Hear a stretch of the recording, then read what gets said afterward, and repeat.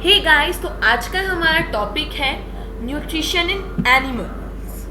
तो जो nutrition animals में होता है उसे हेटेरोट्रॉफिक न्यूट्रिशन कहते हैं और इसके 3 टाइप्स हैं: holozoic nutrition, saprophytism and parasitism.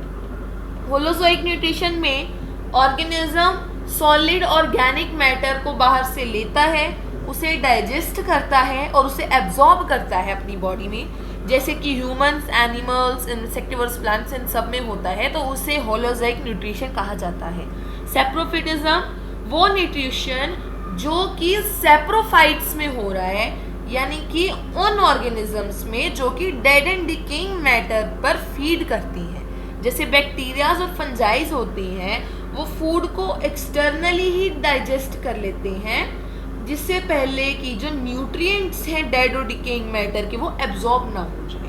Third one is parasitism.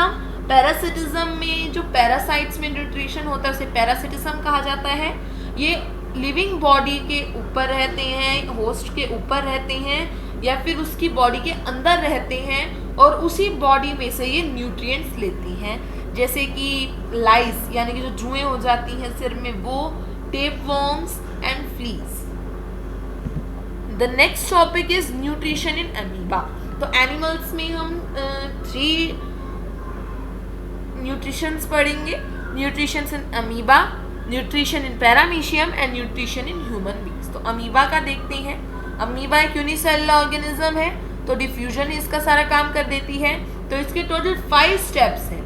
First is ingestion. इसके अंदर पहले जो स्यूडोपोडिया होता है वो खाना लेता है। सेकंड डाइजेशन, जो खाना लिया गया वो गया फूड वैक्यूल में और फूड वैक्यूल में साइटोप्लाज्म के थ्रू एंजाइम्स भेजे गए जो कि कॉम्प्लेक्स फूड को सोल्यूबल फॉर्म में ब्रेक करती हैं। थर्ड, अब वो जो डाइजेस्ट हो गया फूड, डाइजेस्टेड न्यूट्रिएंट्स जो हैं उन्हें साइटोप्लाज्म में भेजा जाता है। फूड वैक्यूल्स में वो जो है डाइजेशन हुआ और फिर वो साइटोप्लाज्म में आती हैं फूड वैक्यूल्स से, देन वहाँ पर वो एब्जॉर्प्शन होता है।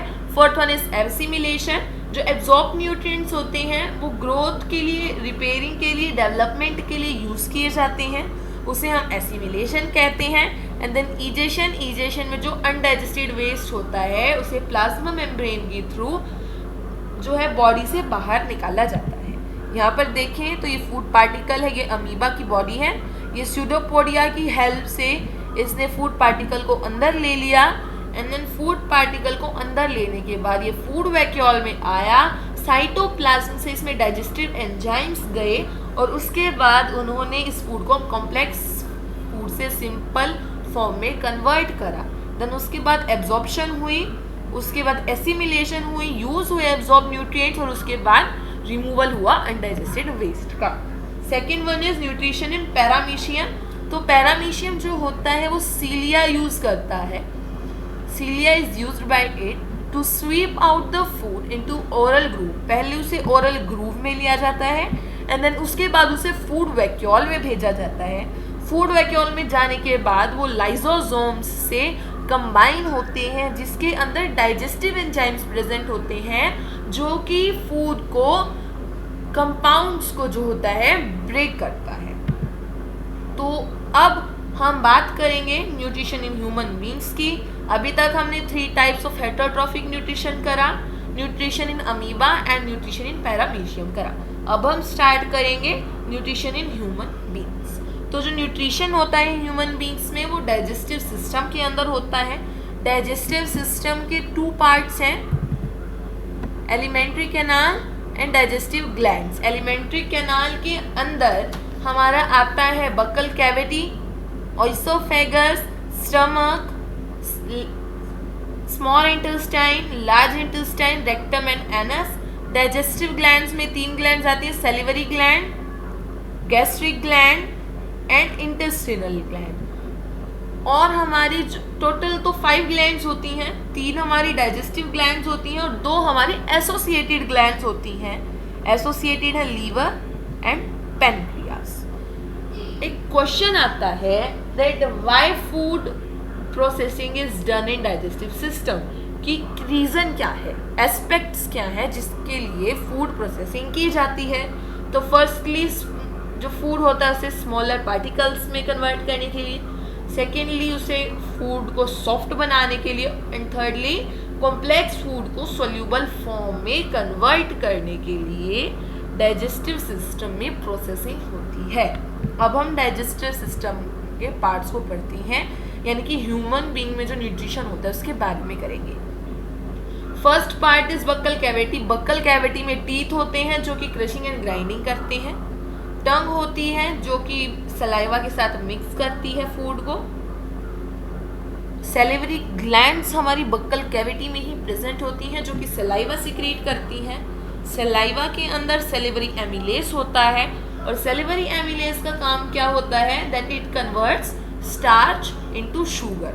अब यहाँ पे जो है कन्वर्जन हो रही है स्टार्च की शुगर में, तो इसका मतलब क्या है, स्टार्च की जो डाइजेशन है वो सैलिवरी एमिलेस में की हेल्प से हुई, और जो स्टार्च की डाइजेशन है वो बक्कल कैविटी में ही स्टार्ट हो गई। सेकेंड है ओइसोफेगस। तो जो लाइनिंग होती है ओइसोफेगस की वो मसल से बनी होती है जो कि कॉन्ट्रैक्ट करती है और रिलैक्स करती है रिदमिकली, ताकि फूड को स्टमक में पुश करा जा सके, और इस मूवमेंट को पेरिलिस्टिक मूवमेंट कहा जाता है। और कोई भी डाइजेशन जो है ओइसोफेगस में नहीं होता, इसका काम होता है बक्कल कैविटी से स्टमक तक फूड पहुंचाना। थर्ड वन है स्टमक। स्टमक एक लार्ज कोलोन होता है जो कि एक्सपैंड हो जाता है जब फूड एंटर करता है। इसकी वॉल में गैस्ट्रिक ग्लैंड प्रेजेंट होती है जो कि गैस्ट्रिक जूस सिक्रेट करती है, और गैस्ट्रिक जूस के 3 कंपोनेंट्स हैं, HCl, पेप्सिन एंड म्यूकस। तो जो HCl है उसका काम क्या है, it kills germs and activates the pepsin. Pepsin क्या करती है, प्रोटीन्स डाइजेस्ट करता है, एंड म्यूकस क्या करता है, म्यूकस जो होता है वो स्टमक की इनर लाइनिंग को जो स्ट्रॉन्ग डाइजेस्टिव जूसेस हैं और एसिड्स हैं उनके रिएक्शन से बचाता है। Fourth one is small intestine. अब स्मॉल इंटेस्टाइन में भी फूड जाएगा, तो स्मॉल इंटेस्टाइन में फूड भेजा जाता है स्टमक से, स्मॉल अमाउंट्स में छोड़ा जाता है, किसके थ्रू, स्फिंक्टर मसल के थ्रू। अब स्मॉल इंटेस्टाइन की बात करें तो ये एक लार्जेस्ट पार्ट है एलिमेंट्री कैनाल का। देन इंटेस्टिनल ग्लैंड्स प्रेजेंट होती हैं जो कि इंटेस्टिनल जूस सिक्रीट करती हैं। अब एक पॉइंट आता है दैट स्मॉल इंटेस्टाइन जो हर्बीवोरस की होती है वो बड़ी होती है कार्निवोरस से। क्यों? क्योंकि सेल्यूलोज जो होता है वो टाइम लेता है डाइजेस्ट होने के लिए, बट जो मीट होती है वो इजीली डाइजेस्टिबल होती है। और जो स्मॉल इंटेस्टाइन होता है वो कंप्लीट डाइजेशन हो जाती है। यहाँ पर किसकी, 3 चीज़ों की कंप्लीट डाइजेशन होती है, कार्बोहाइड्रेट्स, प्रोटीन्स एंड फैट्स। अब स्मॉल इंटेस्टाइन के अंदर इंटेस्टिनल ग्लैंड प्रेजेंट है जो कि इंटेस्टिनल जूस सिक्रीट करती है। अब इंटेस्टिनल जूस के अंदर एंजाइम्स होते हैं जो कि कन्वर्जन करते हैं प्रोटीन्स को एमिनो एसिड्स में, कार्बोहाइड्रेट्स को ग्लूकोज में, और इमल्सिफाइड फैट को फैटी एसिड और ग्लिसरॉल्स में। डाइजेशन जो होती है वो स्मॉल इंटेस्टाइन में कंप्लीट हो जाती है। अब हमारी 2 एसोसिएटेड ग्लैंड्स हैं तो पहले उनकी बात करते हैं, लीवर एंड पैनक्रियास। लीवर ये लार्जेस्ट ग्लैंड है एनिमल बॉडी में और बाइल जूस सिक्रीट करती है जो कि गॉल ब्लैडर में स्टोर्ड होता है। देन बाइल जूस का क्या काम होता है, जो स्टमक में से फूड आता है वो एसिडिक होता है और उसे बाइल जूस एल्कलाइन बनाता है, ताकि जो पैनक्रियाटिक जूस के एंजाइम्स हैं, पैनक्रियाटिक एंजाइम्स हैं, वो उस पर काम कर सकें। एंड इमल्सिफिकेशन भी करता है फैट की, यानी कि लार्जर फैट ग्लोब्यूल्स को स्मॉलर फैट ग्लोब्यूल्स में कन्वर्ट करता है, ब्रेक करता है, ताकि एंजाइम्स की एफिशिएंसी को इंक्रीज करा जा सके। देन पैनक्रियास, यहाँ पे पैनक्रियाटिक जूस सिक्रीट करता है ये। इसके 2 हमारे कंपोनेंट्स हैं, ट्रिप्सिन एंड लिपेज। ट्रिप्सिन जो होती है प्रोटीन्स को एमिनो एसिड्स में कन्वर्ट करने में हेल्प करते हैं, और लिपेज फैटी एसिड, फैट को फैटी एसिड और ग्लिसरॉल्स में कन्वर्ट करने में हेल्प करती है। अब हमारा डाइजेशन जो है वो स्मॉल इंटेस्टाइन में कंप्लीट हो जाता है। देन अब डाइजेशन के बाद एब्जॉर्प्शन भी करनी होती है, तो एब्जॉर्प्शन भी हमारी स्मॉल इंटेस्टाइन में ही होती है with the help of villi and माइक्रोविलीज।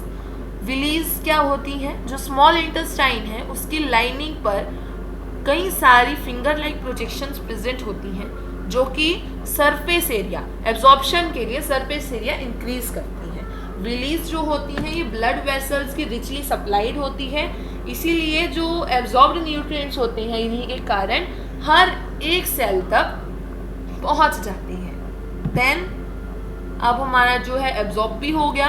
अब जो अनडाइजेस्टेड फूड था अब डाइजेस्ट हो गया, उसे एब्जॉर्ब कर लिया। अब जो डाइजेस्ट नहीं हो पाया उसे लार्ज इंटेस्टाइन में भेजा जाता है, जहाँ पे और भी विलीज होते हैं जो कि उसमें से वाटर ले लेते हैं फूड में से। अब फूड में से वाटर भी ले लिया, उसके बाद एनस में भेजा गया और वहाँ से जो भी हमारा वेस्ट रह जाता है अनडाइजेस्टेड मटेरियल उसे एनस की हेल्प से बॉडी में से निकाल दिया जाता है और ये काम एनल स्फिंक्टर का होता है। तो यहाँ पर हमारा न्यूट्रिशन कंप्लीट हुआ, जिसमें हमने ह्यूमन बींग्स के न्यूट्रिशन में बक्कल कैविटी की बात करी, then oesophagus, small intestine, large intestine, stomach and then anus, इनकी हमने इसमें बात करी। अब जितना भी मैंने बताया उसमें से कुछ क्वेश्चंस हैं, 1 मार्क्स क्वेश्चंस हैं, इनका चाहे तो स्क्रीनशॉट ले लें, इन्हें ट्राई करके देखें बिकॉज ये सारे पॉइंट्स हमारे कवर हो चुके हैं। If it is beneficial to you then like this video, subscribe my channel and click on the bell icon so that you can get all the details and the updates of my video.